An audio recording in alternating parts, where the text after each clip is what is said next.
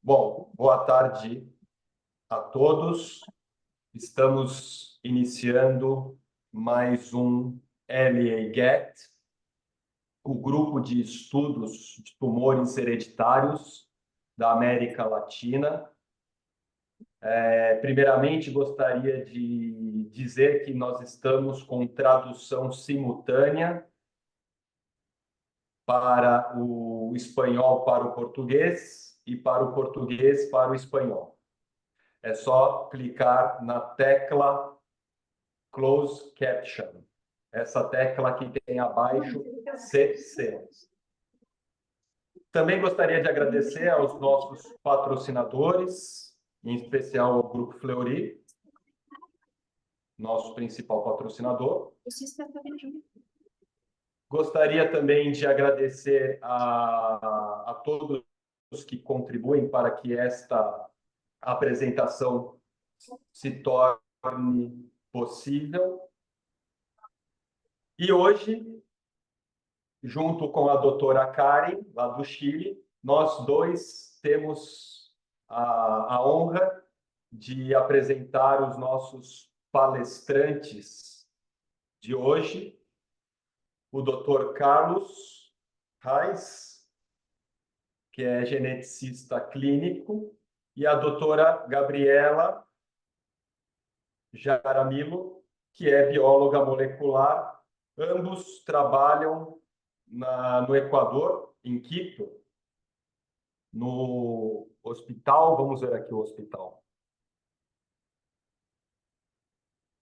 No Hospital de Especialidades Eugênio Espejo, em Quito, no Equador. Então, gostaria de agradecer aos nossos palestrantes pela presença, pelo tempo. Eles vão fazer uma discussão de casos clínicos. E então, por favor, Dr. Carlos e doutora Gabriela, a palavra está com vocês. Muito obrigado pela presença. Se quiser se apresentar, por favor, fiquem à vontade, tá bom?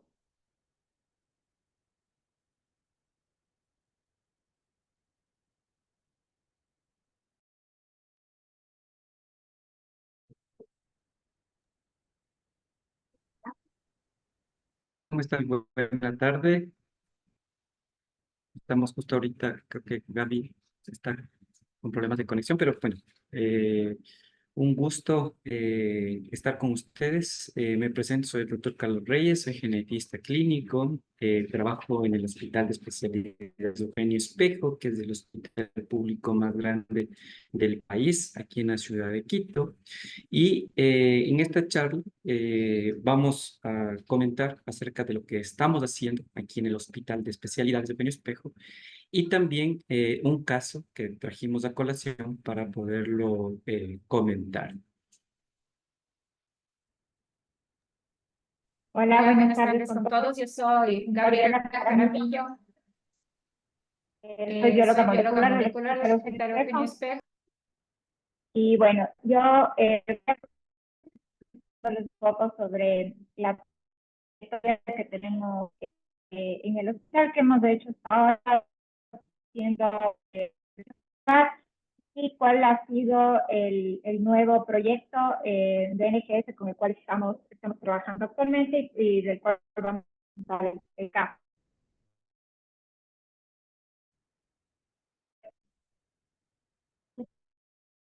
Estoy con un poquito de...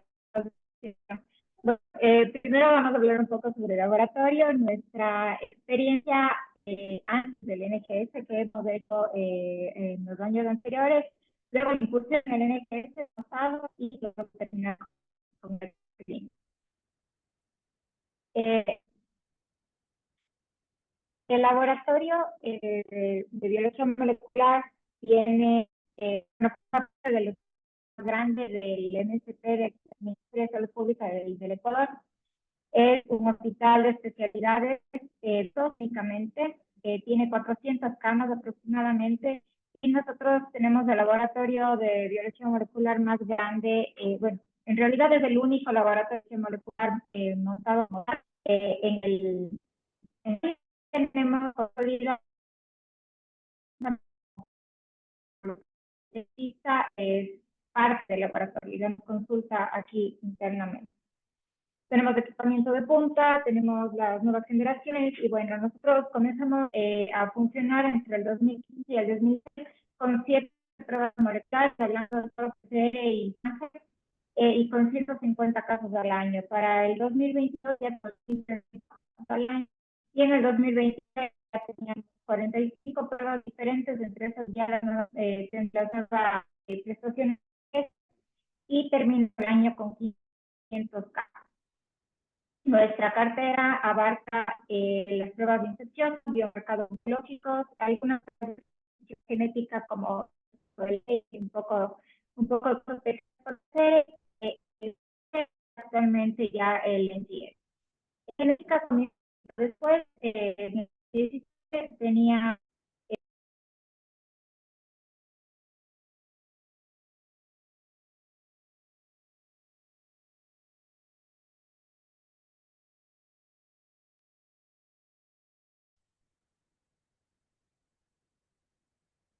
con algún problema en mi computador.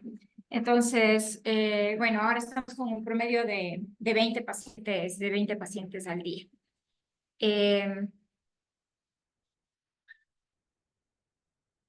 Perdón.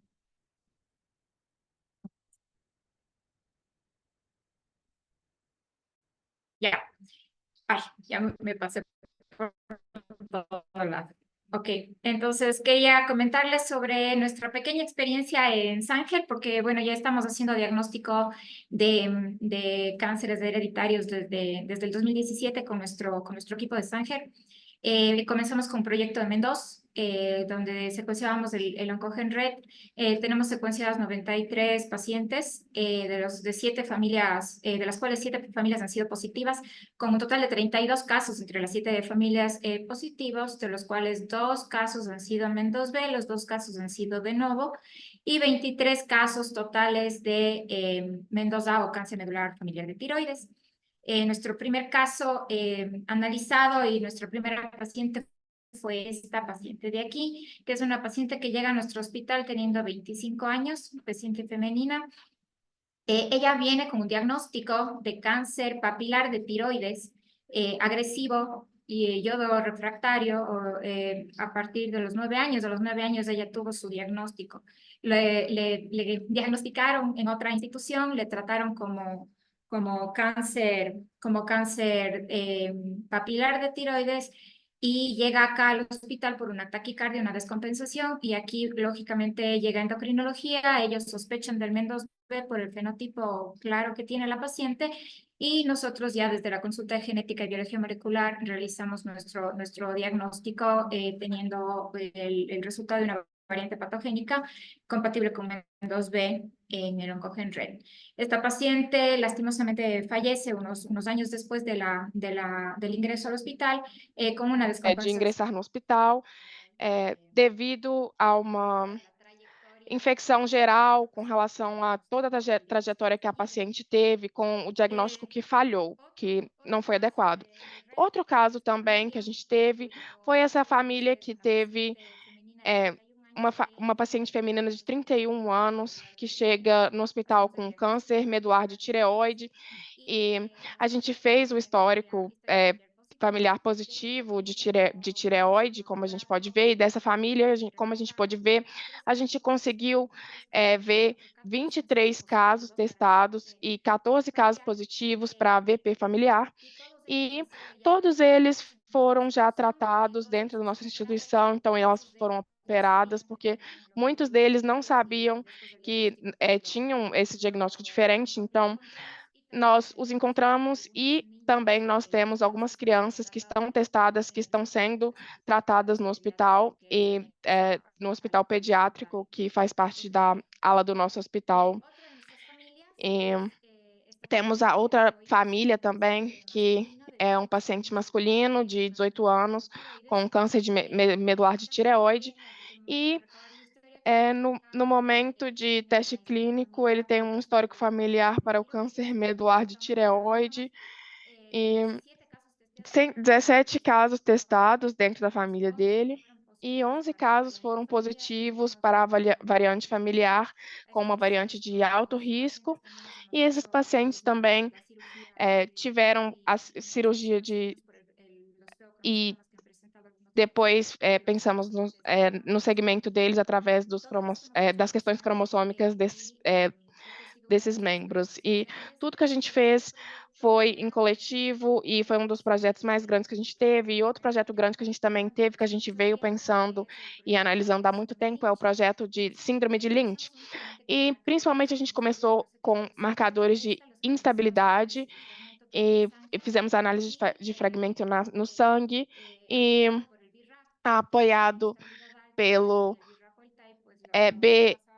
BRAF, nós tivemos a questão da análise de um caso de Lynch para que a gente pudesse fazer o diagnóstico definitivo em algum momento da vida do paciente. A partir de 2021, nós começamos a usar um kit comercial de instabilidade com mais marcadores e de MSI, e aí a gente pôde ter 13 marcadores e continuando utilizando o BRAF. E a partir de 2022, nós começamos a fazer análise histoquímica. Então, nesse momento, a gente está utilizando o algoritmo de quando você tem algumas perdas, a gente analisa e combina com o BRAF, e a gente faz o segmento tanto molecular quanto a análise histoquímica, e a gente consegue fazer um diagnóstico. Então, com isso, a gente viu amostras de câncer de colo, principalmente não só na parte de genética, então, pensando na parte genética clínica e das recomendações que o laboratório de anatomia patológica e biologia molecular poderia fornecer. Então, a partir do ano passado, exatamente em novembro, nós começamos com o nosso projeto de NGS, que foi um projeto que nasceu faz 4 anos, e a gente tentou tratar ele dessa forma faz muito tempo, de lançá-lo, mas a gente está trabalhando no hospital público, então demorou muito para que a gente conseguisse o orçamento para isso, mas no ano passado nós conseguimos ter o orçamento para o NGS. Nós estamos utilizando a plataforma de PacBio que é a plataforma do ONSO, que tem uma capacidade muito grande para poder fazer as análises e também a vantagem de poder fazer a análise de tanto de exomas e de outros tipos ao mesmo tempo. A gente não tem que separar as análises, a gente pode fazer 2 ao mesmo tempo, e isso otimiza o nosso tempo. Nós também iniciamos a prestação do NGS com um painel de 85 genes para predisposição para o câncer hereditário, e temos o BRCA1 e 2 sozinho, então quando a gente utiliza eles, a gente usou de forma germinal no início, e agora a gente está usando só a questão somática. E nós temos também um painel de 30 genes para câncer somático, se a gente está trabalhando também em a questão da medicina e tentar fazer os testes para a medicina de precisão. E também os exomas, que são os exomas completos. Então, como vocês podem ver, nós fizemos as sequências de 405 casos, foram 485 casos até o momento, e nós estamos indo pouco a pouco. E no caso dos resultados para câncer hereditário, as que saíram com variantes patogênicas, com relação a isso, tivemos 7 casos com BRCA1 e BRCA2, e a gente parou de fazer esses e a gente passou para o painel. Então, nós temos as positivas para as variantes patogênicas e não patogênicas, e 15 para outras, e 22 casos negativos. Então, são poucos casos reportados no relatório, porque nós estamos no processo de análise da agenda e dos informes e nós só estamos trabalhando com pacientes do nosso hospital, dos relatórios, então nós vamos tirando os resultados a partir do que os pacientes chegam e vão na consulta, então nós vamos liberando os casos mais urgentes. Então, nós temos também, com isso, nós conseguimos sequenciar e buscar em muitos desses pacientes, pensando em pacientes com suspeita de síndrome de Lynch e com câncer hereditário e todos os outros tumores hereditários, nós tiramos as amostras e fomos sequenciando esses casos. E agora, bom, nós temos alguns resultados muito interessantes e nós queremos compartilhar alguns casos que foram uma coisa muito específica e nós esperamos que vocês achem interessante. Vou passar a palavra para o Carlos.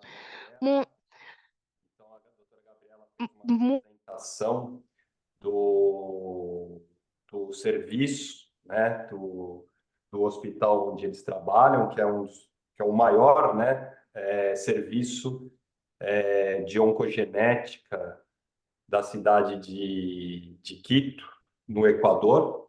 Então, a gente viu que vocês estão com vários projetos muito interessantes, né? Na síndrome de Lynch, nas neoplasias endócrinas múltiplas, né? Até me chamou a atenção a foto de uma garota ali que ela tinha um hábito marfanoide, né? Que bem condizente aí com a neoplasia endócrina tipo 2B, né? Que se puder passar um pouquinho ali, aí, ó, né? Então essa moça ela tem um hábito, né? Um fenótipo marfanoide, né? Com os membros, os braços longos, né? As pernas longas, um pectus, né? Um peito, não, um tórax deformado, né? E então bem interessante a linha de pesquisa de vocês. Parabéns a vocês. E agora vocês aí com esses sequenciadores, né? Esse sequenciador novo aí vai dar bastante frutos, vai ajudar bastante o serviço, né? A gente sabe que como é melhor você fazer um painel, né, do que ficar sequenciando gene por gene, tá? Muito bem. Então, doutor Carlos, vou passar a palavra para você, tá? Para continuar a apresentação.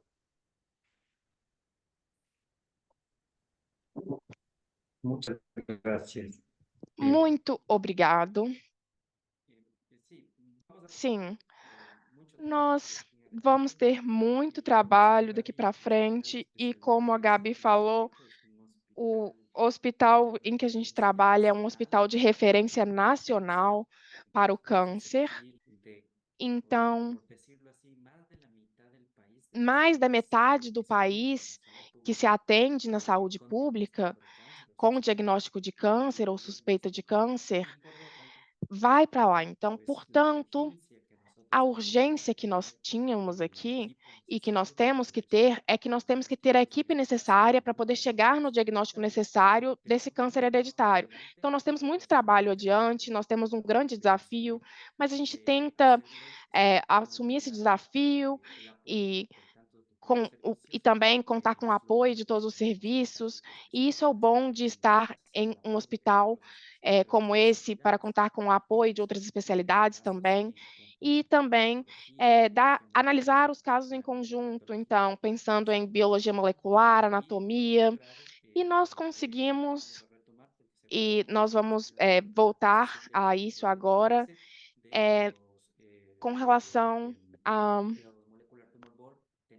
às questões de pesquisa molecular que o hospital já esteve analisando, e nós vamos incorporá-lo ao hospital uma vez mais com uma nova tecnologia que vai nos ajudar muito mais, e assim nós vamos poder discutir estes casos que são muito complicados às vezes e que podem ser bem analisados em equipe. Então, a gente vai trazer um caso aqui que a gente achou muito interessante e que a gente já começou a analisar e estamos tentando dar seguimento. É um paciente masculino de 55 anos de idade, ele nasceu em Manta, na costa do país, residente na cidade de Quito.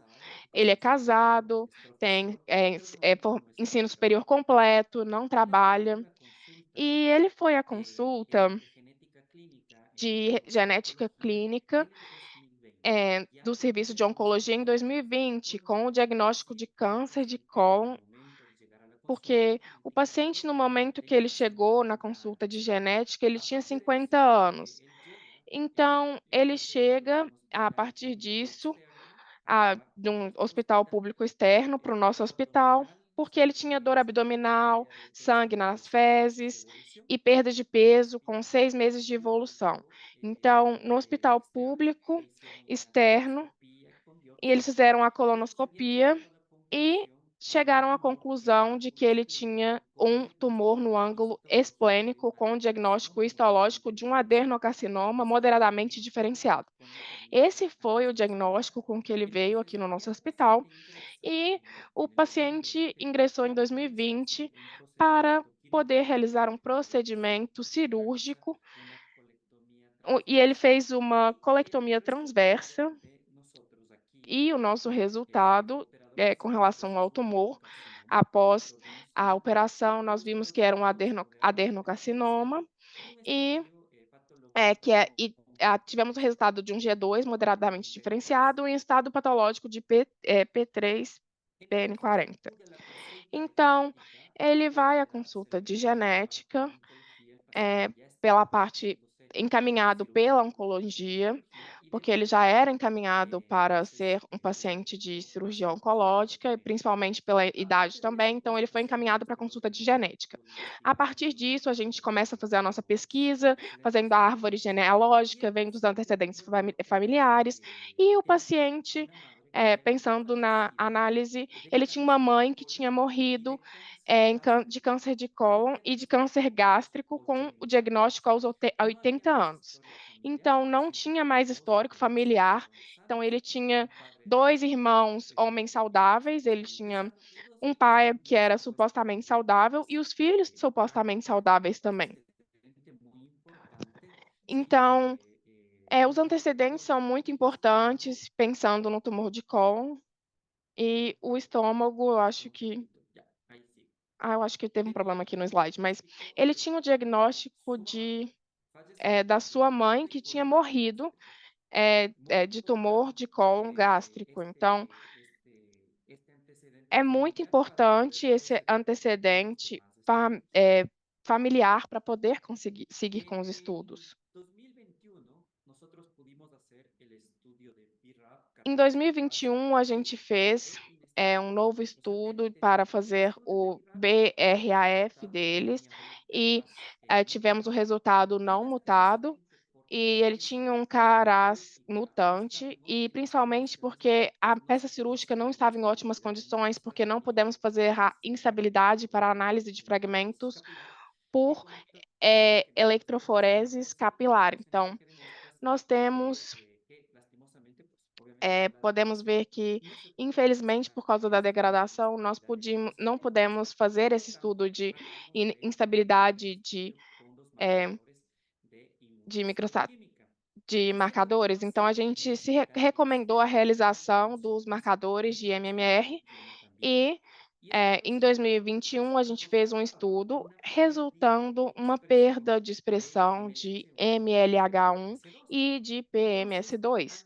Então, antes desse cenário, nós pensamos, nós temos um BRAF não mutado, nós temos uma perda de expressão e MLH1 MS2, e PMS2, nós temos um paciente com câncer de cólon e com histórico de câncer de cólon, e o que obviamente se configurava para uma síndrome de Lynch. Então, foi assim que a gente começou a fazer o segmento com o nosso paciente, o acompanhamento. Ele cumpria vários critérios e além dos da biologia molecular e da citoquímica, então, era o que a gente já tinha analisado até o momento. E eu gostaria de ressaltar que esse hospital externo que nos ajudou fazendo essa análise química, ele nos ajudou, mas não é um laboratório que pertence ao nosso hospital.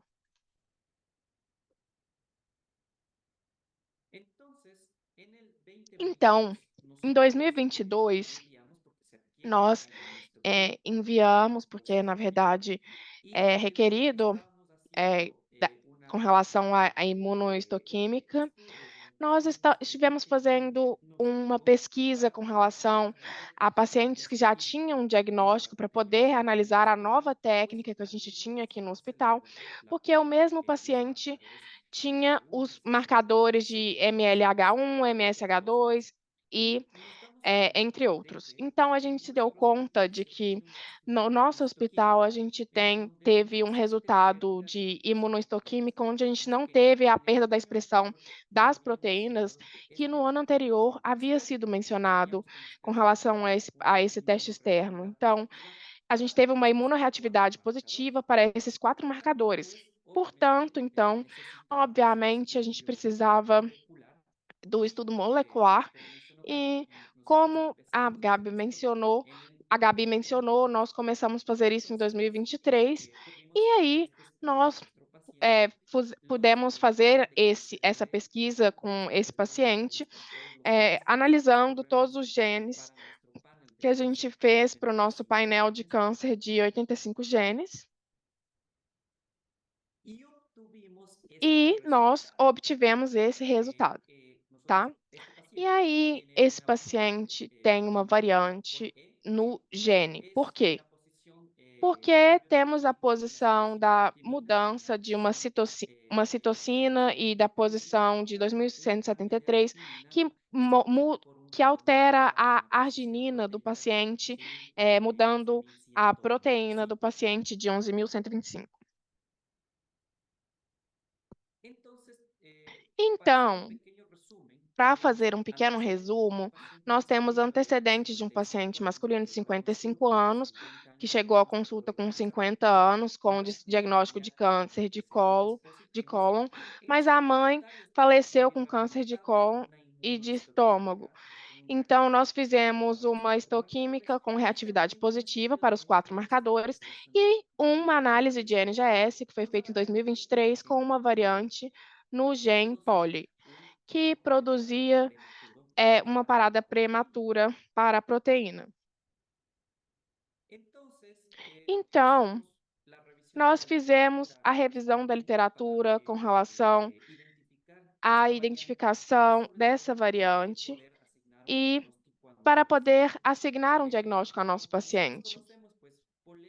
Nós, por exemplo, sabemos que a poli codifica a subunidade catalítica do DNA, polimerasa epsilon, e a enzima participa na reparação do DNA e na replicação do DNA cromossômico e tem uma atividade exonucleasa corretora que corrige erros que surgem durante a replicação do DNA.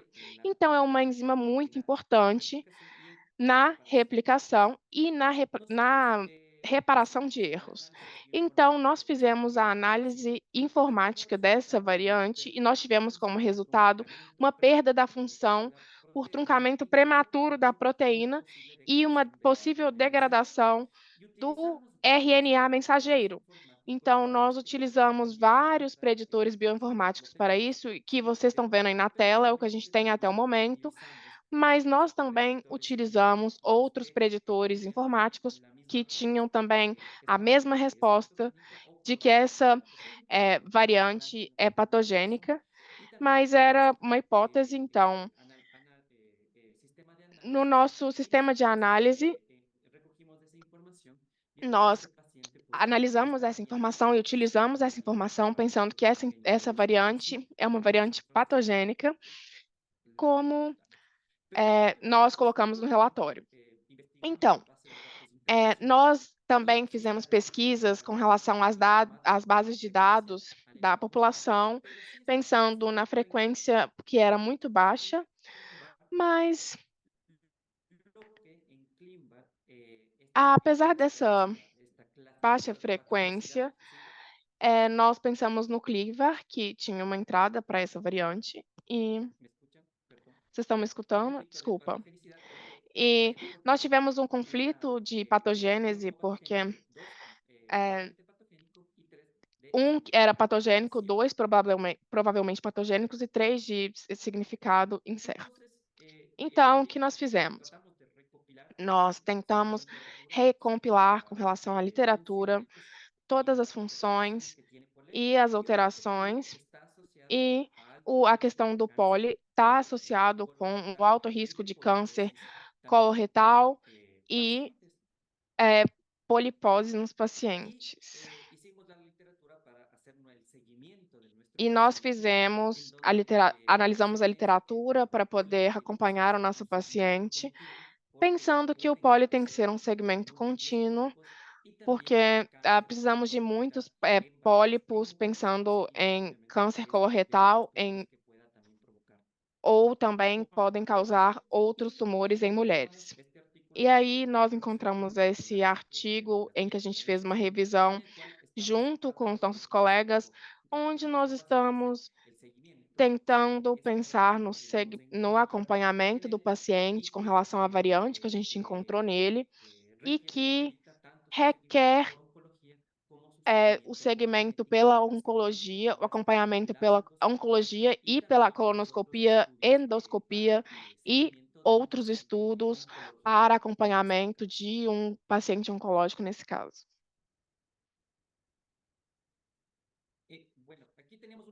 Bom, aqui nós temos algumas conclusões mais gerais, então, baseadas no que a Gabi comentou com vocês, porque pensando nos países latino-americanos, não sempre podemos ter o diagnóstico do paciente de maneira oportuna e completa, então nós temos a questão do diagnóstico que, na verdade, requer que o trabalho multidisciplinar e o apoio das autoridades de cada instituição é fundamental para o desenvolvimento e inovação tecnológica, porque a gente quer avançar em prol do benefício dos nossos pacientes, e a questão multidisciplinar é fundamental. Então, esse caso que a gente trouxe para vocês nos pareceu muito interessante, porque essa variante não é muito frequente em pacientes com câncer de cólon. E com relação ao histórico clínico e dos pacientes, nós poderíamos pensar em síndrome de Lynch, mas nós encontramos outra variante aqui no gen poli e, infelizmente, nós não podemos colaborar com isso. Não podemos fazer estudos com os familiares, porque a mãe dele já tinha morrido, então não tem outra pessoa da família dele no momento com câncer de cólon. Então, eles moram também longe do hospital, então eles não estão disponíveis. Então, algum comentário, alguma opinião? Obrigado, Carlos, é um ótimo caso. Muito bem abordado por você, muito bem explicado. Vou deixar primeiro se a doutora Karen tem algum comentário a fazer, depois eu vou fazer os meus comentários. Hola, buenas, ¿cómo están? Oi, tudo bem? Como vocês estão? Interesante el caso. Muito interessante o caso. Y la verdad es que E a verdade é la que semana pasada estuvimos en na el semana Congreso passada a gente español, esteve no congresso na tuve la Espanha oportunidad de hablar e eu con la tive a Laura Valle oportunidade de falar com a Laura Valle sobre as Pol-E, variantes poli-E e poli-1, también nosotros tenemos una porque que nós es também temos y que me é dijo, trunca e ela também falou que si es trunca no tiene nada que se ver con ela, cáncer de colon. bom, se é trunca ela não tem nada a ver com câncer de Ya, cólon. en Então, verdad, eu acho que me quedé pensando.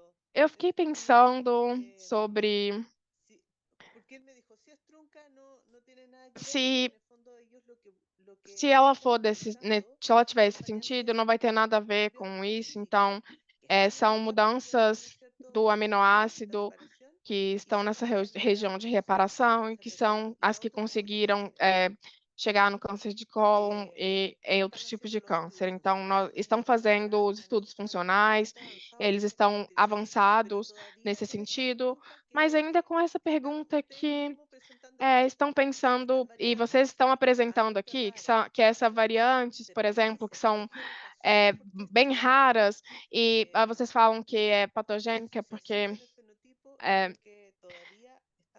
nós temos a questão do fenótipo e da associação do fenótipo, porque nós estamos todos nos perguntando isso. E pensando em uma variante poli 1, nós estamos falando numa frequência de 1 em 1.500, 1 em 2.000. Então, nos custou muito essa caracterização. Eu não sei, o que vocês acham? Sim, de fato, Karen, é justamente o que a gente queria comentar com relação ao que a gente fez e nós não encontramos outra variante que pode ou poderia explicar, e nós fizemos a revisão da literatura e que não está vinculada especificamente ao risco, e faltariam aí estudos funcionais, obviamente, da proteína, para que a gente possa acessar exatamente o que está causando esse fenótipo nesse paciente. E no ClinVar, eu acho que tinha uma pessoa que estava dizendo patogênica, mas 3 laboratórios disseram que era incerto. Então, eu ia te perguntar, onde tem esse conflito? Onde está? É recente? Conta aí um pouco para nós sobre essa história. Com relação ao ClinVar, eu acho que, se eu não me engano, a gente tinha colocado como likely pathogenic, tem 3 anos, e aí outro laboratório colocou patogênico tem 2 anos, e a maioria deles falou tem 5 anos e um é recente. Então, sim, temos um conflito específico nesses resultados, porque um dos laboratórios, uma das variantes, significava que é muito recente, tem mais ou menos uns 2 anos, e eles colocaram como de significância. Pablo, o que você acha? Vamos lá, então. Dr. Carlos, pode voltar até o primeiro slide, por favor? A história familiar.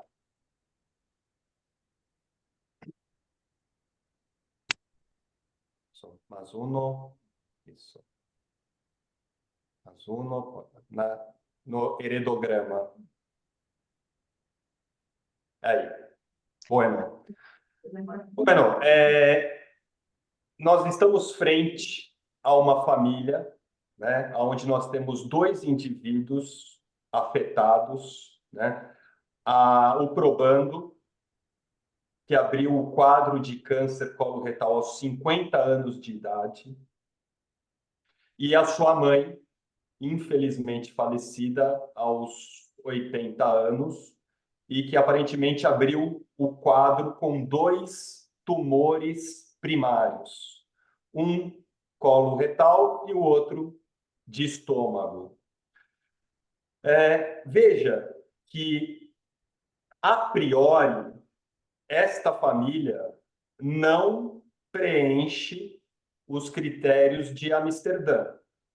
Tá? Os critérios de Amsterdã, clássico, tanto o 1 quanto o 2, você precisa ter 3 indivíduos com câncer. Aqui nós temos 2. Tá? Sendo que um desses indivíduos tem que ser parente de primeiro grau dos outros 2. 2 gerações acometidas. E um deles tendo desenvolvido o câncer antes dos 50 anos de idade. Né? Então, nós temos aqui um critério de Amsterdã, mas que não é preenchido. Né? Ou seja, a gente não tem o terceiro indivíduo. Né? Agora, o fato de você ter duas gerações acometidas, né? Um indivíduo tendo câncer em idade jovem, ou seja, manifestou a doença com 50 anos ou antes, né? Isso sugere uma síndrome de predisposição hereditária ao câncer, né? Então, há uma suspeita, tanto que há uma suspeita que ele foi encaminhado ao serviço de oncogenética, né?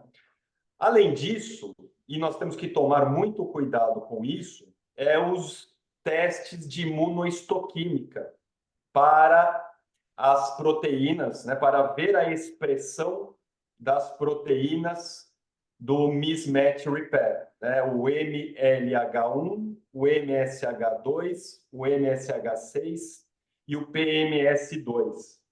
Tá?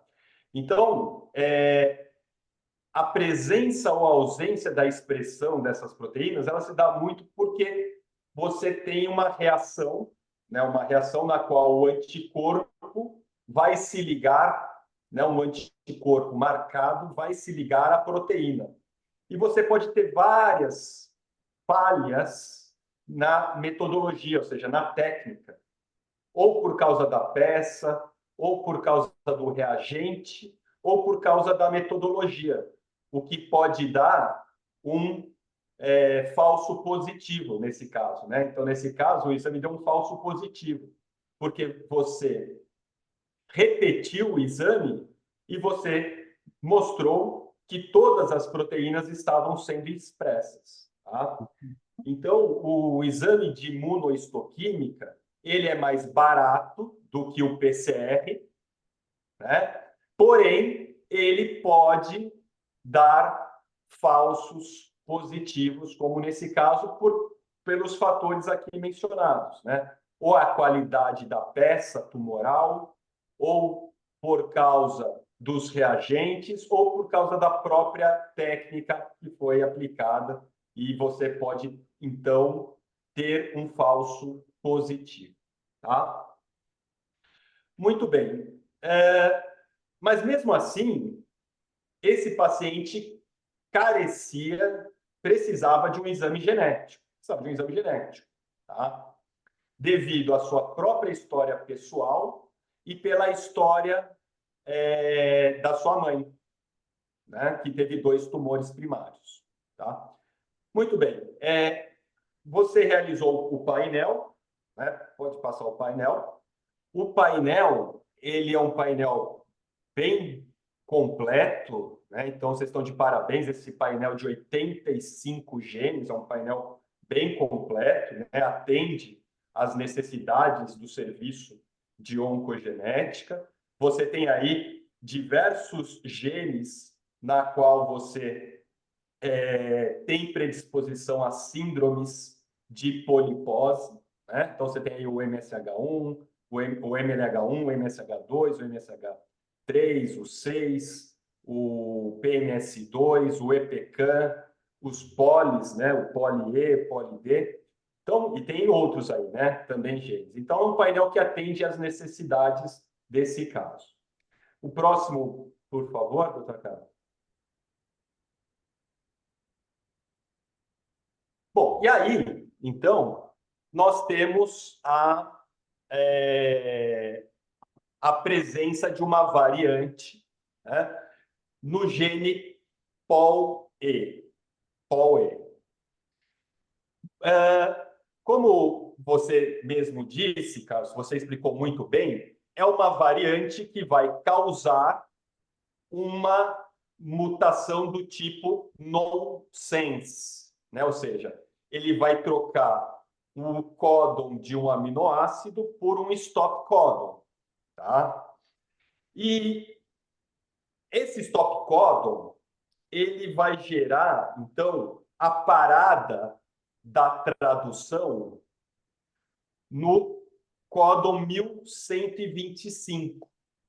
Eu estava abrindo aqui o mapa do gene, né, do poli-E, e ele acaba justamente numa região de polimerase da proteína. A proteína poli-E, ela tem três domínios. O domínio de exonuclease, né, que é onde estão relatadas aí as variantes, né, de troca de aminoácidos. Essa é um domínio que, se você tem uma variante patogênica aí, uma variante nesse domínio, trocando um aminoácido por outro, ou um stop codon, ela vai ser considerada patogênica.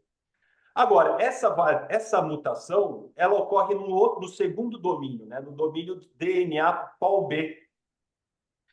E eu, para mim, não tenho dúvidas que essa é uma variante patogênica. É uma variante patogênica. Ela causa uma proteína truncada, né? Essa proteína, ela perde a sua função. Tá? Ela pega um domínio importante da proteína, tá? E ela deixa de ter a sua função, né? Deixa de ter sua função. Então, essa é uma variante patogênica, até como mostra os vários bancos de dados, né? O Franklin, o ClinVar tem 2 entradas para patogênica. Você, eu acho que merece fazer um report também no ClinVar, né? Infelizmente, não tem como testar a mãe desse paciente, que seria muito interessante, né? Testar a mãe, né? Mas o pai é vivo, né?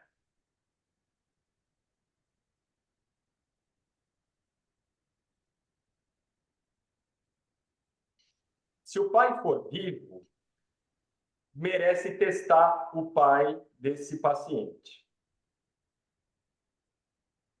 Outra coisa também interessante seria fazer colonoscopia tanto no indivíduo afetado quanto no pai e nos irmãos. Porque se esse paciente apresentar outros pólipos no cólon, né, não tem dúvida que essa variante é uma variante patogênica, tá? Porque é uma variante que, num gene que vai levar o indivíduo a desenvolver polipose, tá? Então, você tem a clínica na sua mão. Você tem a clínica, né? Você tem a história familiar e você tem a clínica do paciente na sua mão. Então, se você fizer colonoscopia, eu não sei se ele tem história de outros pólipos no passado, né? Até descobrir esse câncer, né? Mas se ele tiver história de pólipos no intestino, eu acho que o diagnóstico está fechado e a variante ela é patogênica, tá? A gente já teve uma discussão aqui no nosso serviço sobre um caso também de poli-E num indivíduo que teve câncer coloretal. Normalmente, esses indivíduos eles apresentam também no estudo da peça uma alta carga tumoral, né? Uma alta carga de mutação, né? O TMB, né? O Tumor Mutation Burden, né? Então, não sei se vale a pena fazer também essa pesquisa na peça tumoral para ver a carga de mutação que essas células apresentam, né? O TMB, o Tumor Mutation Burden, né? Então, eu acho que é isso, né? É uma variante que causa uma proteína truncada num paciente que tem um câncer intestinal, que tem uma história familiar, né? E que provavelmente deve apresentar outros pólipos ao longo aí da vida, né? Certo? Sí, sí, creo que Sim. ahora sí, regresó. Sí, Bueno. sí, ahí.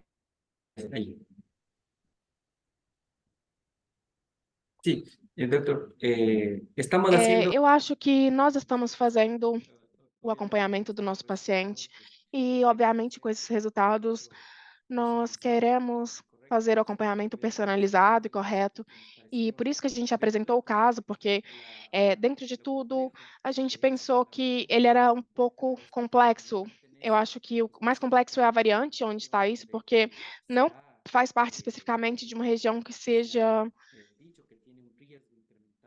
dito que tem um risco de coloretal, e por isso foi muito interessante. Então, nós estamos tentando fazer acompanhamento também dos familiares, mas como eles são de outro estado, é difícil trazê-los para cá, mas ele está sendo acompanhado conosco, com a oncologia, para especificamente pensar nas questões que poderiam aparecer, se vai aparecer outro pólipo, e também foi chamado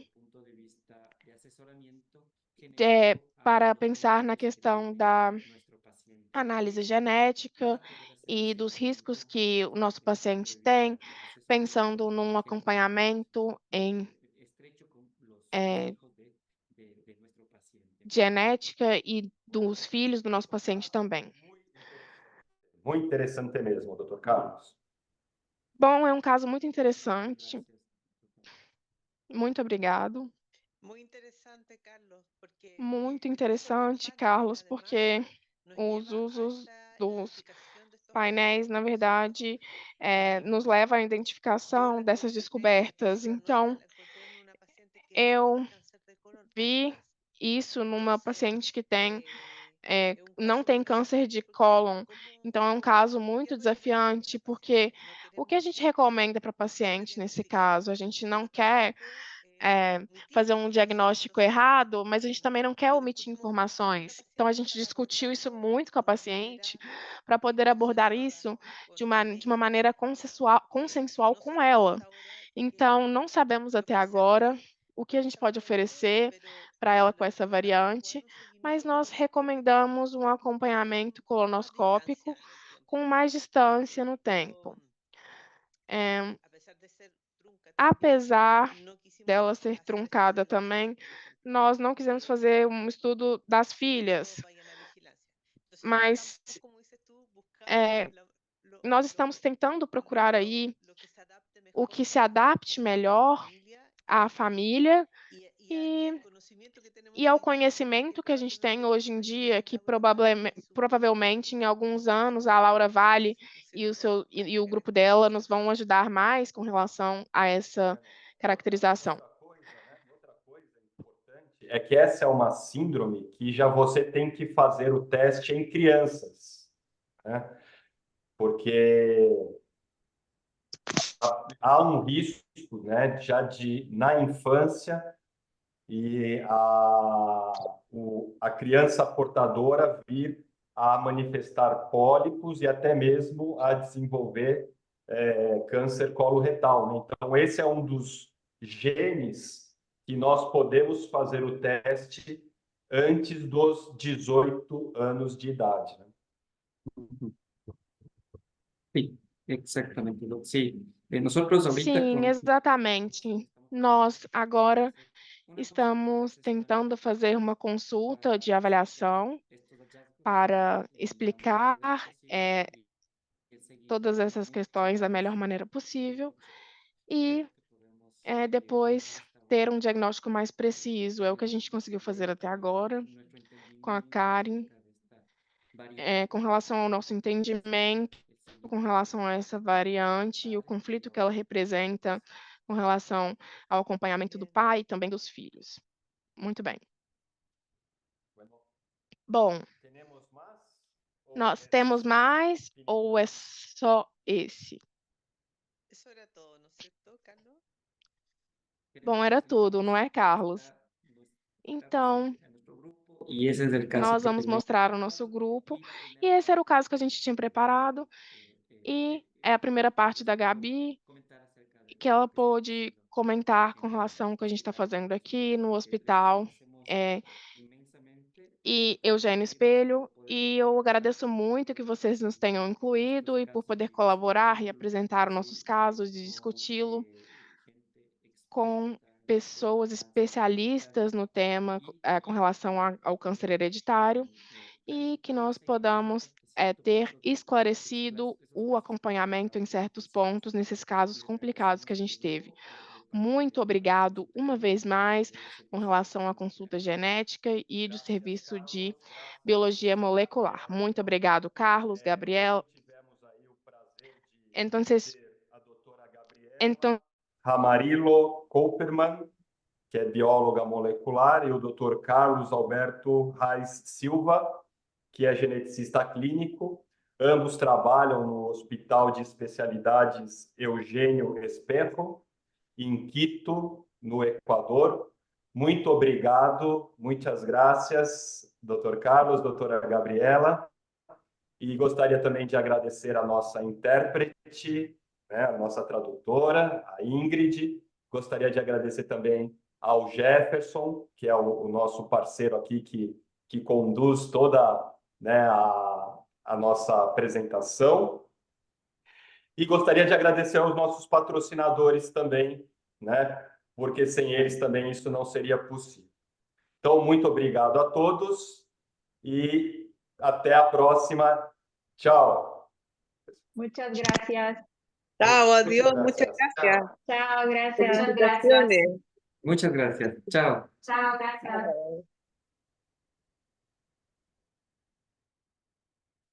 Oigan, todavía la imagen de nosotros ya le había puesto para que... Pero tenemos que solucionar lo de